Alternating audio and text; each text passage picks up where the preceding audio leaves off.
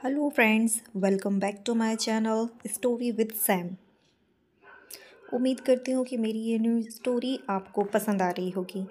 यदि मेरी स्टोरीज़ आपको पसंद आती हैं तो प्लीज़ मेरे चैनल को सब्सक्राइब करें, वीडियो को लाइक करें, अधिक से अधिक शेयर करें और न्यू नोटिफिकेशन के लिए बेल आइकन दबाना ना भूलें। लास्ट एपिसोड में हमने देखा कि श्रेया की एक ही नाइट में कैसे लाइफ चेंज हो गई थी। उसके पापा ने सुसाइड कर लिया था और वो अब इस दुनिया में नहीं रहे थे, और उसकी मॉम ने भी सुसाइड करने की कोशिश की। डॉक्टरों ने उसकी मॉम को बचा तो लिया, लेकिन अब डॉक्टर का कहना था कि उसकी मॉम कभी बोल नहीं सकती। श्रेया यह सब सोच ही रही थी, लेकिन उसके साथ उसका छोटा भाई भी था। उसे अपने छोटे भाई का भी तो ध्यान रखना था। इन्हीं सब ख्यालों में डॉक्टर उसके फादर की बॉडी लेके श्रेया के पास आए और सारी फॉर्मेलिटीज़ के साथ बॉडी श्रेया को हैंड ओवर कर दी। अगले दिन श्रेया ने और उसके भाई ने उसके पापा का अंतिम संस्कार किया। ये पूरा कार्यक्रम करने के बाद वो अपने घर लौट आई। उसे अपना घर एकदम सूना लग रहा था। इस घर में ना तो उसकी मॉम थी, ना तो उसके डैड। कुछ दिन बाद उसके डैड का इंश्योरेंस का पैसा भी आ गया था, परंतु इसे भाग्य की विडंबना कहें कि क्या ही कहें कि जो श्रेया के अंकल और आंटी थे वो सारे इंश्योरेंस का पैसा लेकर भाग गए थे। जब श्रेया अगले दिन आई तो उसे वहाँ पे कोई भी पैसे नहीं मिले, क्योंकि उसकी मॉम हॉस्पिटल में थी तो वो घर पर अपना वक्त नहीं बिताती थी। वह अपना सारा समय हॉस्पिटल में ही रहती थी। पर अब श्रेया ने इसके बारे में ज़्यादा नहीं सोचा। उसका ध्यान तो केवल अपनी मम्मी के इलाज पर था। उनका ध्यान रखना था, अपने छोटे भाई की केयर करना, और बस ये सोचना कि अब मुझे कौन सी जॉब करनी होगी। अभी तो उसकी स्कूलिंग भी कंप्लीट नहीं हुई थी, पर पता नहीं उसके सर पर ऐसी क्या मुसीबत आ गई। वो तो यही सोच रही थी कि मैं अपना स्कूल भी पूरा कैसे कर पाऊँगी, पर उसने सोचा कि नहीं, मैं जॉब भी करूँगी और पढ़ाई भी करूँगी।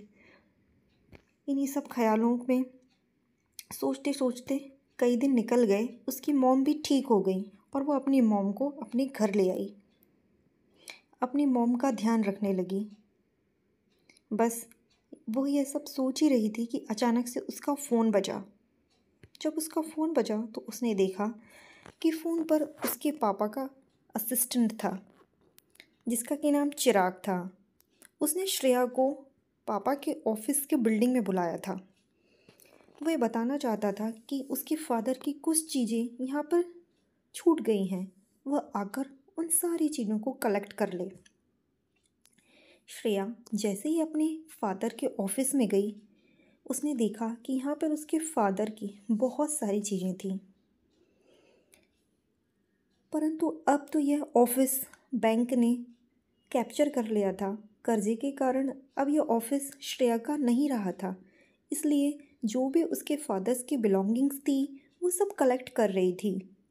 जैसे जैसे वह एक एक सामान रखती जा रही थी, वैसे वैसे उसके आंखों से आंसू बहते जा रहे थे। उसे अपने फादर की एक एक चीज़ से अपने फादर की याद आ रही थी। सारा सामान कलेक्ट करके वो चिराग से बोली, थैंक यू चिराग, आपने ये सब चीज़ें मुझे दी। ये सब मेरे फादर की आखिरी निशानी है। इन सब चीज़ों को मैं अपने साथ रखना चाहती हूँ। ये सब मुझे अपने पापा के होने का एहसास दिलाती हैं। चिराग श्रेया से बोला, मैम, कैसी बात कर रही हैं आप? ये ज़रूर ऑफिस अब आपका नहीं रहा, पर आपके फादर की जो भी चीज़ें हैं वह सब आपकी हैं। इन सब चीज़ों को आपसे कोई नहीं छीन सकता है। आप टेंशन मत लीजिए, सब ठीक हो जाएगा।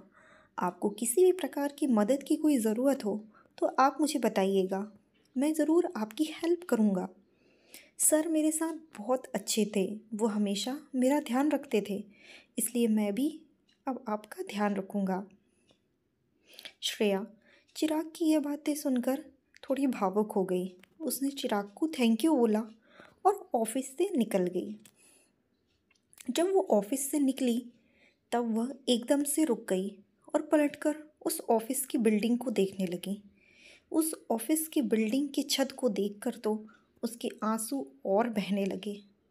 वो ये सोच रही थी कि इसी ऑफिस की छत से कूदकर उसके पापा ने अपनी जान दे दी। ये तो सोचकर ही उसका चेहरा एकदम मुरझा गया और आंसू उसके गाल पर लुढ़क आए। वो फपक फपक कर रो पड़ी।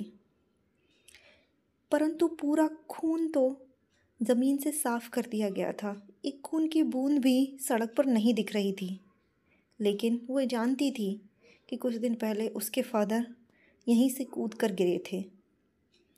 यह सोचकर ही उसका मन घबरा गया, पर उसने अपनी मॉम और भाई के खातिर अपने आंसू पोंछे और ऑफिस की बिल्डिंग से निकल गई।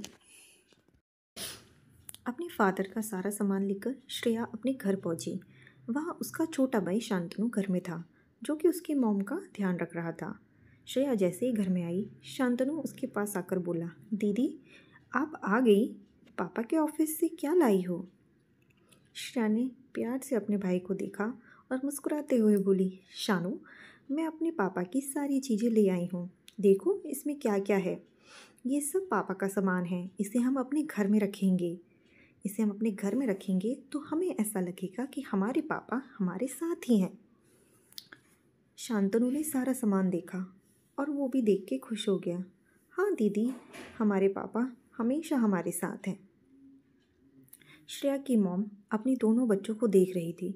उनके आंखों से भी आंसू बह के निकल गए। अब उनको अपने किए पे पछतावा हो रहा था।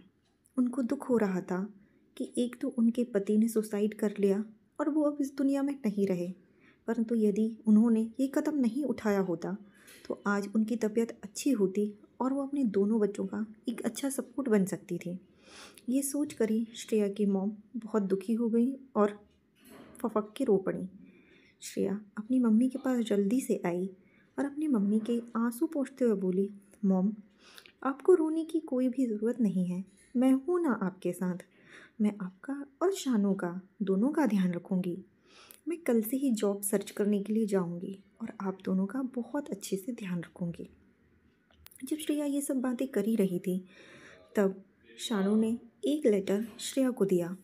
श्रेया ने खोल कर देखा तो उसमें घर भी गिरवी रखने के पेपर थे और ये लिखा हुआ था कि आपको कुछ दिन के अंदर ये घर भी खाली करना होगा।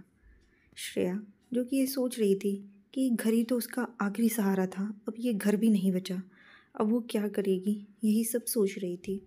इन्हीं सब परेशानियों में उसे चिराग का ध्यान आया। उसने जल्दी से चिराग का नंबर डायल किया और सामने से चिराग ने फ़ोन उठाया और बोला, हेलो श्रेया मैम, आपने मुझे कैसे याद किया? श्रेया बोली, चिराग मुझे आपकी मदद की बहुत ज़रूरत है। चिराग ने कहा, हाँ बोलिए ना, मैं आपके लिए क्या कर सकता हूँ? श्रेया बोली, मुझे इस समय नौकरी की बहुत ज़्यादा ज़रूरत है। यदि आपके पास कोई जॉब हो तो आप क्या मेरी मदद कर सकते हैं? चिराग ने कहा, मैंने आपके पापा के अंडर काम किया है। जब वो शर्मा हाउस में थे तब से मैं उनके साथ हूँ। मैंने अभी जो न्यू कंपनी ज्वाइन की है उसमें मैं आपकी बात कर सकता हूँ। आप कल आ जाइए, मेरे साथ चलिएगा, मैं आपकी जॉब की बात कर लूँगा। यह सुनकर श्रेया खुश हो गई। उसने चिराग से कहा, थैंक यू सो मच चिराग, मैं आपका ये एहसान कभी नहीं भूलूँगी। इस पर चिराग ने कहा, कैसी बात कर रही हैं श्रेया मैम, आपके फादर के मुझ पर बहुत एहसान है। यदि मैं आपके कुछ काम आया तो ये तो बहुत ही अच्छी बात होगी ना। आप प्लीज़ टेंशन मत लीजिए और कल सुबह आ जाइएगा। इतना कहकर चिराग ने फ़ोन काट दिया। फिर श्रेया अपने मॉम के पास गई और बोली, देखा मॉम, आपने सुना ना, मैं कल जॉब के लिए जाने वाली हूँ। यदि सब कुछ ठीक रहा तो मेरी जॉब लग जाएगी, तो हम एक न्यू घर रेंट पे ले लेंगे। आपकी दवाइयों का खर्चा और शानू की स्कूल की फ़ीस मैनेज करने का मैं पूरा ट्राई करूँगी। आप बिल्कुल टेंशन मत लो। श्रेया की मॉम इशारों से श्रेया को अपने पास बुलाया और गले लगा लिया। श्रेया की मॉम अब बोल नहीं सकती थी, इसलिए वो इशारों से ही श्रेया और शांतनु से बात करती थी। वो ये सोच रही थी कि क्यों ना वो अपने भाई के घर चले जाएं। उनका भाई भी यहीं मुंबई में रहता था। यदि वो अपने भाई के घर चली जाएंगी तो उनको घर का रेंट नहीं देना पड़ेगा और श्रेया के कम से कम एक परेशानी तो कम होगी, वो ये सब सोच रही थी। और उन्होंने इशारे से श्रेया को बताना भी चाहा, पर श्रेया ने कहा, ठीक है मॉम, आप मामा से बात कर लेना, यदि उनको कोई प्रॉब्लम नहीं है तो हम उनके साथ रह लेंगे, लेकिन यदि मामी को कोई दिक्कत होती है तो हम अपना घर रेंट पे भी ले लेंगे। ये सुनकर श्रेया की मॉम ने हाँ में सिर हिलाया। इसके बाद श्रेया अगले दिन जॉब के लिए जाने के लिए रेडी हो गई। उसने अपने भाई शानू को कहा, शानू घर पर ही रहना, मम्मा का ध्यान रखना और मम्मा का फ़ोन अपने पास ही रखना। जब मेरा जॉब का फाइनल हो जाएगा तो मैं तुम्हें कॉल करूँगी। शानू ने कहा, ओके दीदी, मैं ध्यान रखूँगा और मैं आपके फ़ोन का इंतज़ार करूँगा। श्रेया भी शानू को बाय बोलकर निकल जाती है। तो फ्रेंड्स, आपको मेरी ये स्टोरी पसंद आ रही है तो प्लीज़ मेरे चैनल को सब्सक्राइब कर लें, वीडियो को लाइक करें, अधिक से अधिक शेयर करें और बेल आइकन दबाना बिल्कुल भी ना भूलें। आप मुझे ज़्यादा से ज़्यादा सपोर्ट करें जिससे मैं और ज़्यादा वीडियोस अपलोड कर पाऊँ। अब श्रेया की ज़िंदगी आगे क्या मोड़ लेती है ये हम सुनेंगे लव राइवल के अगले एपिसोड में। तब तक के लिए बाय बाय।